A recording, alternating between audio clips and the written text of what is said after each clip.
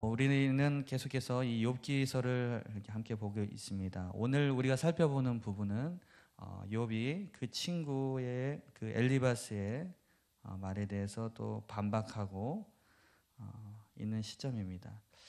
욥기의 그 처음 부분에 있어서는 이 욥이 친구들에게 그 반박을 하면서 자신의 어떤 믿음에 대해서 그 입술을 어느 정도는 지킬 수 있었습니다. 근데 지금은 이제 중반전에 이제 들어오면서 이제는 이제 욥도 참다 참지 못해서 이제는 이제 반박의 수준이 아니라 이제는 결국은 이제 폭발하는 수준으로 이제 말을 하게 됩니다. 그러니까 처음에는 동네 아이들의 수준의 어떤 싸움이었다면 지금은요 권투 경기와 같다라고 할 수 있어요. 한 대 때릴 때마다 굉장한 파워들이 지금 이렇게 쏟아지고 있는 것들을 보게 됩니다.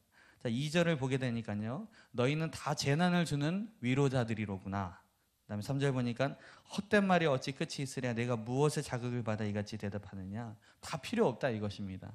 그러니까 아무리 얘기를 들어도 그것은 아무런 나에게 위로가 되지 않고 더 나에게 상처만 된다라는 것을 우리는 보게 되는 것이죠. 이제 그렇게 되면서 결국에는 이제 친구들에게 향하던 어떤 이제 반박들이 이제는 그 욥의 그 주어에 욥이 말하는 그 주어에 이제는 하나님이 이제 붙기를 시작합니다. 그래서 7절에 보니까요.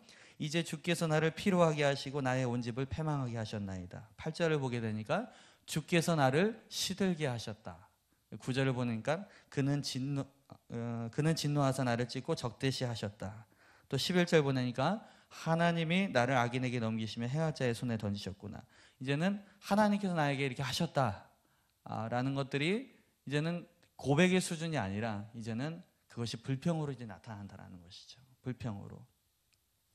우리는 성경을 읽으면서 성경의 솔직함을 보게 됩니다. 어떻게 보면요, 욥이 믿는 그 하나님은 전능하신데, 욥이 믿는 하나님은 전능하신데, 욥의 상황은 전능하신 하나님이 없는 것처럼 지금 산다는 것을 우리에게 보여줍니다. 하나님은 전능하신데 욥의 상황은 전능하신 하나님이 부재 중인 것처럼 지금 보여진다라는 것이죠. 이것은 곧 우리의 인생 가운데서도 하나님을 믿는데 하나님이 없는 것 같은 그런 어두운 터널이 우리에게도 펼쳐질 수 있다는 것을 보게 됩니다. 쉽게 말하면요, 신앙생활에서 멘붕이 올 수 있다는 거예요. 정말 이것은 해석이 안 되는 어떤 일들이 우리에게 찾아올 수 있다는 것을 보게 됩니다.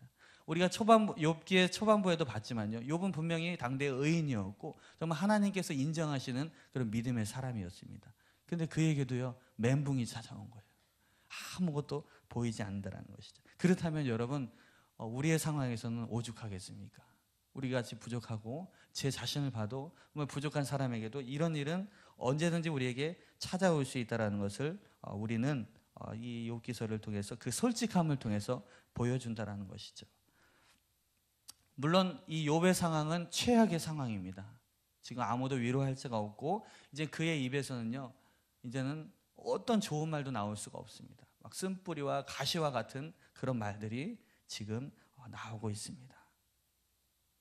바로 우리도 이러한 절벽 같은 그런 상황에서 우리가 서 있을 때 우리는 과연 어떤 고백이 우리 가운데 흘러나오는가, 그것을 우리가 잘 살펴봐야 될 것입니다. 여러분, 우리가 인생의 절벽에 서 있을 때 그것이 정말 끝일까요?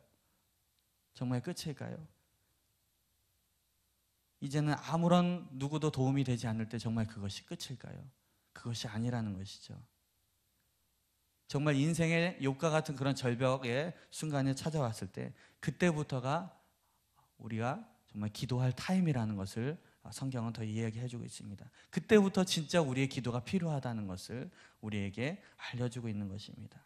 여러분, 우리가 인생에서 가장 하나님이 필요할 때가 언제입니까?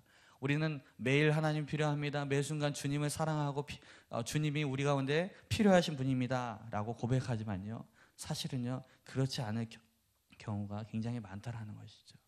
근데 정말 인생에 하나님이 필요할 때, 그때는 언제냐?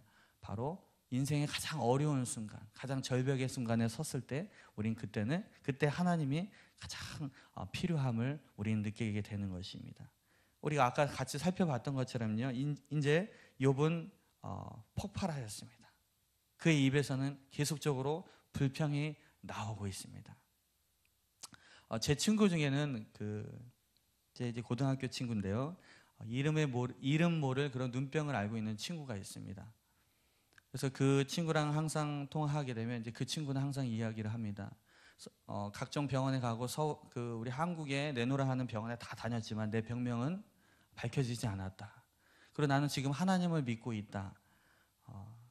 근데 나는 하나님께 부르짖고 하나님께 간절히 나의 병을 고쳐달라고 하는데도 하나님은 나를 고쳐주지 아니하시고 지금 나를 이렇게 힘들게 하시고 나를 이렇게 어렵게 하신다.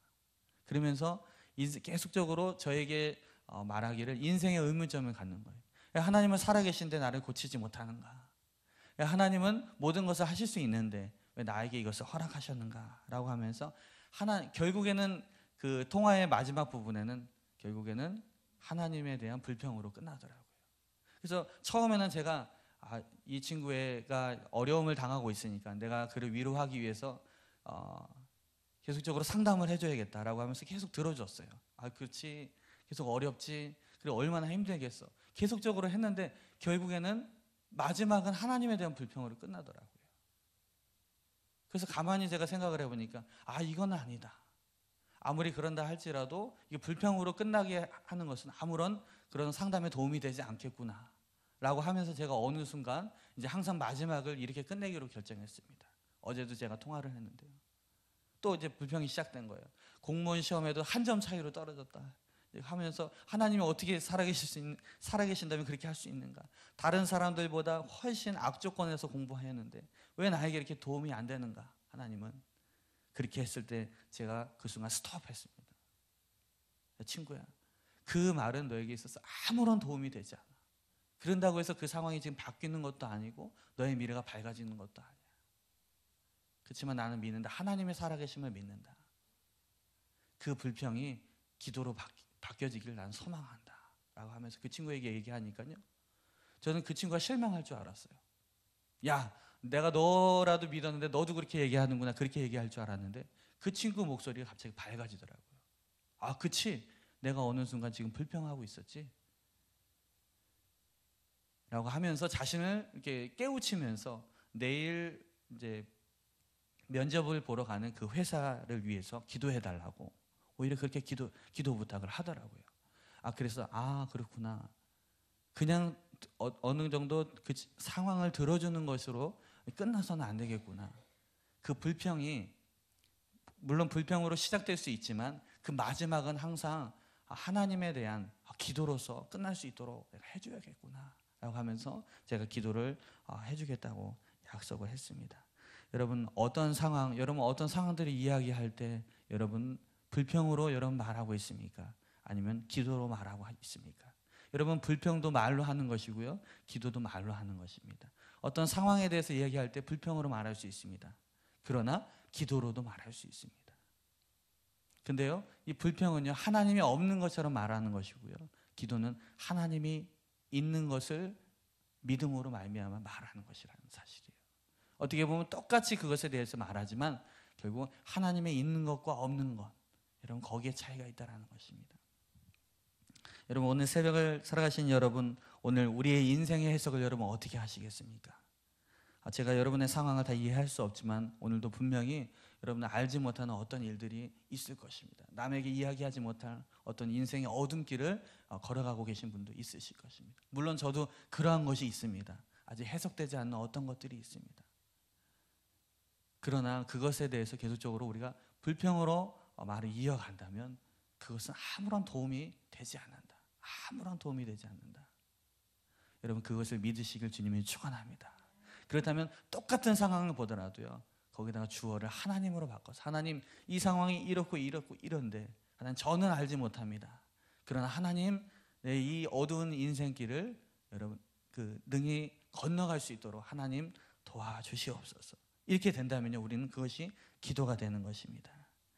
여러분 오늘도 우리에게 주어진 삶 가운데 우리 입술의 고백이 불평이 아니라 하나님께 대한 믿음의 고백으로 또한 소망을 가지고 기도함으로 나아감으로 말미암아 정말 그 길을 건넜을 때 결국 하나님께서 하셨다, 하나님께서 이 인생길을 건너게 하셨다라는 고백으로서 하나님께 나아가시기를 주님의 이름으로 축원합니다.